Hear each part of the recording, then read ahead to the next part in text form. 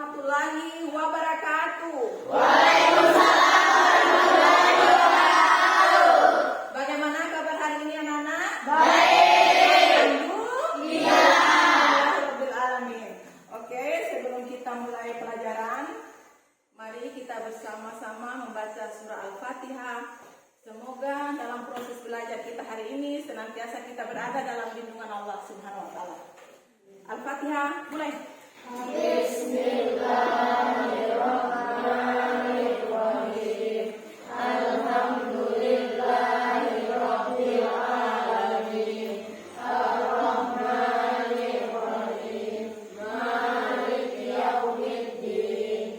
Iyyaka na'budu wa iyyaka nasta'in. Ihdinas siratal mustaqim. Siratal ladzina an'amta 'alaihim ghairil maghdubi 'alaihim waladdallin. Amin. Ya, selesai. Baiklah, bagaimana hari ini? Semua hadir? Hadir semua ya? Alhamdulillah. Baiklah, materi kita pada hari ini adalah meyakini kitab-kitab Allah, mencintai Al-Quran. Namun, sebelum kita masuk materi, pada materi yang lalu kita sudah belajar tentang iman kepada malaikat-malaikat Allah. Ya, iman kepada malaikat-malaikat Allah berarti kita percaya dan yakin bahwa Allah itu menciptakan malaikat-malaikatnya dari nur untuk membantu Allah dalam pekerjaannya. Ya, malaikat itu diciptakan tanpa syahwat, sehingga dia hanya berbakti kepada Allah Subhanahu wa taala. Oke? Untuk materi kita ini meyakini kitab-kitab Allah mencintai Al-Quran. Adapun tujuan pembelajarannya ini dia ya. Nampak ada di papan tulis. Siswa dapat menjelaskan pengertian iman kepada kitab-kitab Allah. Yang kedua, dapat menyebutkan kitab-kitab Allah. Ya. Dan yang ketiga, dapat menyebutkan perbedaan kitab dan suku. Oke. Satu pertanyaan dari guru. Iman kepada kitab-kitab Allah itu termasuk rukun iman yang keberapa? 3. Ya. Jadi rukun iman yang ketiga. Kemudian, siapa yang bisa menyebutkan pengertian dari iman kepada kitab-kitab Allah? Ya. Pengertian iman kepada kitab-kitab Allah adalah percaya dan meyakini dengan sepenuh hati bahwa Allah telah menurunkan kitab-kitabnya sebagai pedoman hidup manusia. Ya. Jadi betul sekali ya. Pengertian iman kepada kitab-kitab Allah berarti kita percaya dan yakin dengan sepenuh hati bahwa Allah itu telah menurunkan kitab-kitabnya untuk menjadi tuntunan manusia di kehidupannya dunia dan akhirat. Ya. Itulah pengertian iman kepada kitab-kitab Allah. Ada berapa kitab yang Allah turunkan? Ada 4. Ada 4. Siapa yang bisa sebutkan? Ya, silakan. Taurat Nabi Musa alaihi wasallam, Zabur Nabi Musa alaihi wasallam, Injil Nabi Musa alaihi wasallam, Al-Quran Nabi Musa sallallahu alaihi wasallam. Coba ada yang bisa? Yang pertama, kitab Taurat diturunkan kepada Nabi Musa alaihi salam. Yang kedua, kitab Zabur. Kitab Zabur diturunkan kepada Nabi Daud alaihi salam. Yang ketiga, kitab Injil dikirimkan oleh Nabi Isa alaihi salam. Yang keempat adalah Al-Quran sebagai kitab penutup yang diturunkan kepada Nabi Muhammad SAW. Ya, itu dia. Kemudian selain kitab, sebelum ada kitab itu biasa ada suhuf. Itu berupa lembaran-lembaran. Kalau kitab itu isinya sudah lengkap dan berupa buku, sedangkan suhuf itu hanya berupa lembaran-lembaran dan dia isinya tidak terlalu lengkap seperti kitab. Ya, baiklah. Untuk materi ini kita akan diskusi dan saya lemparkan masalah kepada kalian untuk kalian selesaikan. Ya, oke.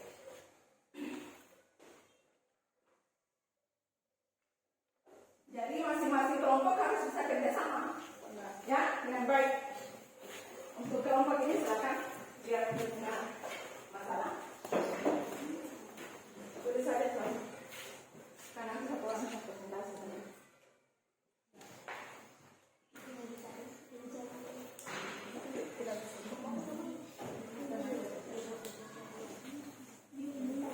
Ya, untuk tugas kelompok kalian pagi hari ini, yang pertama yaitu boleh dicatat ya. Bagaimana cara kita mengimani Al-Quran? Bagaimana cara kita mengimani Al-Quran?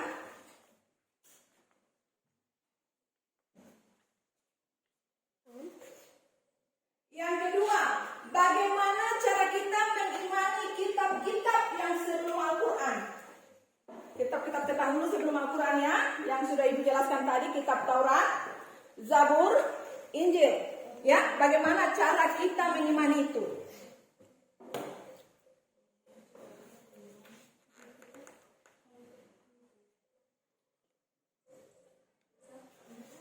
Ya, silakan lihat di materinya ya, buka bukunya.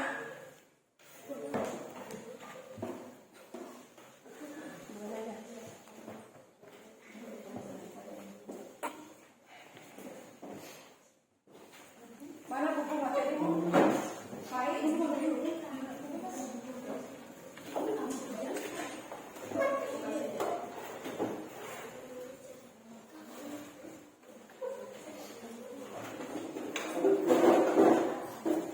Ya, silakan dikerja. Dan satu orang dari setiap kelompok itu harus mempresentasikan di depan hasil diskusinya. Ya? Oke, silakan.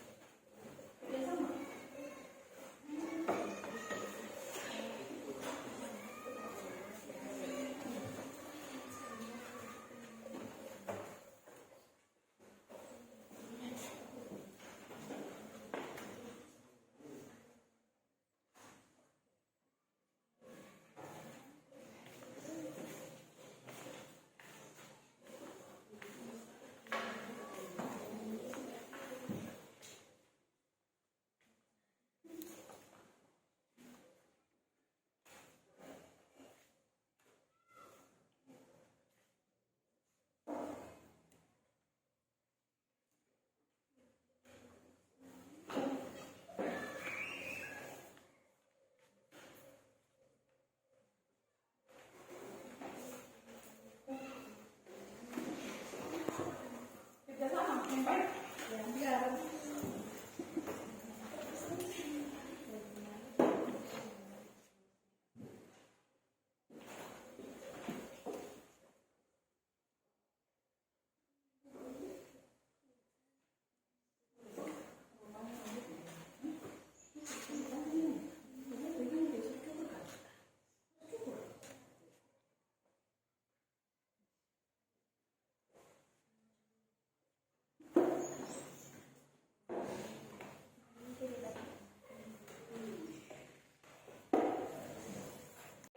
Baiklah, pada kesempatan kali ini saya setelah kalian berdiskusi, Ibu Guru memanggil kelompok satu dulu untuk mempresentasikan hasil diskusinya.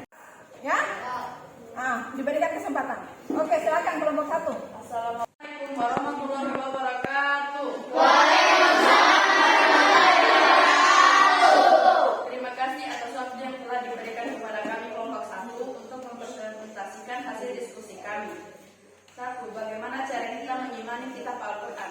Cara kita mengimani Al-Quran adalah 1. Rajin belajar membaca Al-Quran. 2. Rajin membaca Al-Quran. 3. Mengajarkannya kepada orang lain. 2. Bagaimana cara kita mengimani kitab Al-Quran kitab-kitab sebelum Al-Quran? Cara kita mengimani kitab-kitab sebelum Al-Quran adalah kita cukup mempercayai bahwa kitab-kitab tersebut benar-benar Allah turunkan, tetapi kita tidak wajib untuk mengamalkannya dalam kehidupan kita sehari-hari. Demikian presentasi kami dari kelompok 1. Assalamualaikum warahmatullahi wabarakatuh.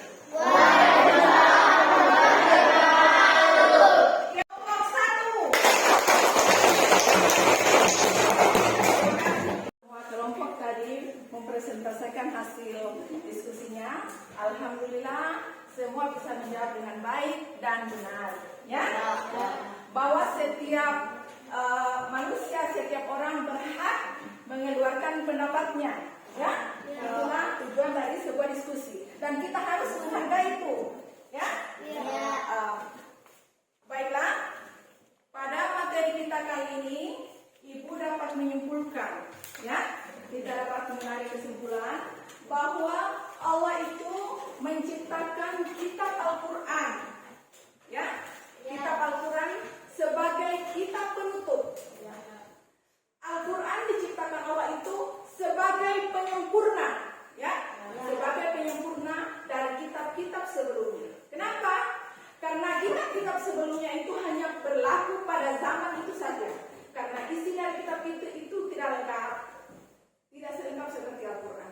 Al-Quran itu terjaga kemurniannya, ya, dan dia berlaku sampai akhir zaman. Dalam Al-Quran itu semua sudah jelas diatur, baik itu tentang muamalah, tentang wasiat, warisan, kemudian akad nikah, kemudian tarik sejarahnya, semua lengkap. Itu isi dari Al-Quran dan dia mengikuti perkembangan zaman. Makanya Allah itu menurunkan kitab Al-Quran sebagai kitab penutup. Tidak ada lagi kitab lain selain Al-Quran sebagai penutup dia, ya? Ya. Baiklah, saya kira itu yang bisa Ibu sampaikan pada hari ini. Sebelum Ibu tutup, saya kasih tugas, ya, untuk di rumah, yaitu kalian menyebutkan dalil nakli tentang turunnya kitab Taurat, Zabur, Injil dan Al-Quran. Kitab, ya, kitab-kitabnya. Dalil naklinya untuk tugas kalian di rumah, ya. Ya. Bisa ditulis? Boleh ditulis untuk tugas di rumah, ya.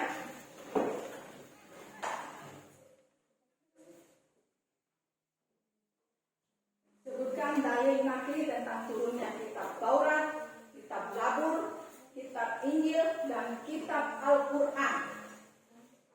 Dalilnya, ya, firmannya.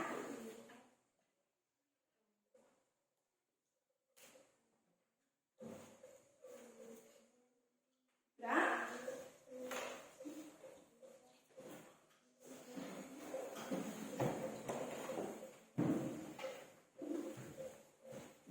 Ya, itu untuk tugas rumah, ya. Karena untuk materi kita selanjutnya itu kita akan belajar tentang dalil-dalil itu. Jadi kalau kalian sudah tahu kan, biar Ibu tinggal tulisan lagi di papan tulis. Tinggal lihat di bukumu. Jadi materi kita itu yang kedua untuk pertemuan materi kali ini, pertemuan kedua itu tentang dalil nakli tentang turunnya kitab-kitab tersebut. Ya? Jangan lupa di rumah harus rajin belajar. Jadi sebagai siswa itu, sebagai peserta didik itu harus bisa mengatur waktu. Jangan terlalu banyak bermain, ya. Usahakan di rumah itu selipkan waktu untuk belajar. Jadi orang yang sukses, orang yang berhasil itu biasanya dia orang yang disiplin dengan waktu. Dia tahu kapan waktunya dia beribadah, ya. Dia tahu kapan waktunya dia membantu orang tua di rumah.